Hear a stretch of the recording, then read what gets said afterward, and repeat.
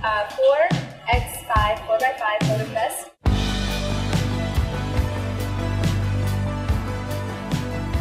So hi, I'm Scott, and this is Shannon and Josh, and we're the organizers of this event, and we're so excited that you're here. Thank you. So this is the first one, if you didn't know, but we're really excited that you're here, like I said, and we're ready to get started. So I'm going to hand off the microphone to Josh, and he's going to introduce our MC.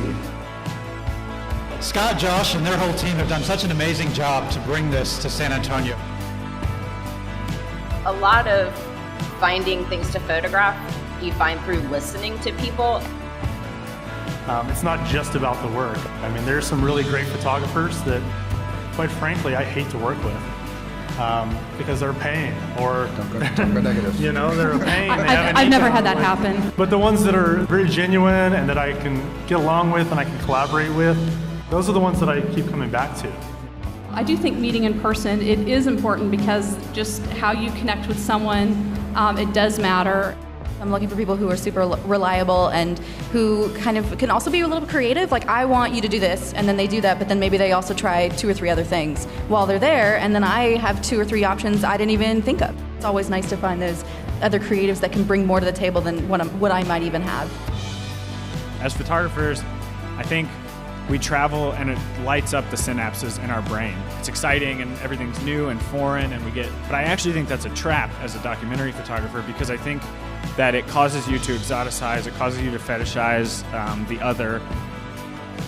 You can look at the extreme rather than the familiar. I really try to look for the familiar, not the foreign. When I discovered photography and learned about what newspaper photographers did, I was full force in that direction. And so always in my mind, it's about getting it published. And if I do anything personally, honestly, it's with my phone. It's a kind of difficult concept to explain, but I think that limitations of understanding and limitations of understanding materials and maybe of the genre oftentimes hold us back. And I feel like the more we study and the more we see and the more we experience in life and the more expansive our worldview becomes, the more secure we become in our own beliefs and our thoughts and our confidence.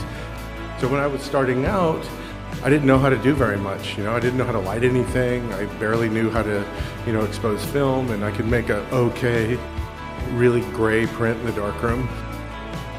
And as my life progressed and I got better at this and better at that, I became sort of like broader. I bought lights. I started to learn how to light. So suddenly lighting was part of my repertoire. And so rather than be judgmental about sort of what other photographers were doing or ways of working, I really tried to embrace them because I found it fascinating to try to fold new things into my sort of field of knowledge.